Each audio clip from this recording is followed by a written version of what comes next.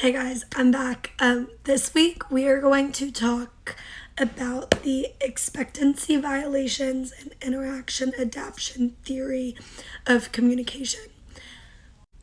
It was proposed by Judy Burgoon, I believe is how you say her name, but pretty much it's the way that we plan to interact with another human. And then also how we think they're going to respond. If I were to go up to you and say, oh my gosh, how's your day? I would plan and hope that the other person that I was talking to would be like, oh my gosh, my day's been awesome. And then it's also about the way that nothing ever goes as planned. So I can have an entire conversation completely planned out in my head and it would never actually go that way because you can never assume the way that someone is going to You can never assume the way that somebody's going to react to something that you say. I think that this happens the most when we're super nervous to have a conversation or when you're super nervous to go into a meeting. And typically it's never as bad as you're going to plan for. Well, hopefully. I don't know. I was always one of those people that was plan for the worst but hope for the best. So no matter which way a conversation could go, I was always somewhat ready for it. This theory uses an acronym of RED.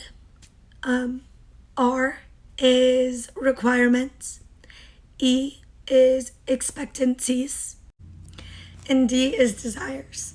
So really it's all about what you need in order to have a conversation, how you think it's going to go, and then how you hope it's going to go. I chose this theory because I feel like a lot of people unconsciously do this. Like when we plan how we're going to send a text or all of the right words that we want to say and all the points, and we just hope that our message comes across the way that we want it to. I think that this is a good and useful theory just because we all have unwritten scripts in our head of how, like I said, we want things to go. It has some sort of testability factors. If I were to actually conduct research on this, I think that I would find some of my anxiety queens that are stressed about life and all of the things and kind of ask them how they want conversations to go with people and then see how they go and how they react to the unexpected. I could look at people that were about to go in for meetings for work and that they're really nervous about.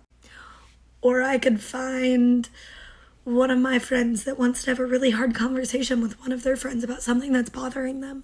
Or even watch a breakup go down. That would be cool. So I really just think that this theory is about understanding that nothing's ever going to go the way that we plan. And if it does always go that way for you, good for you. But I personally can't relate to that one. Anyway, I hope you guys have had a great week, and I'll see you next week. Peace. Love you. Bye.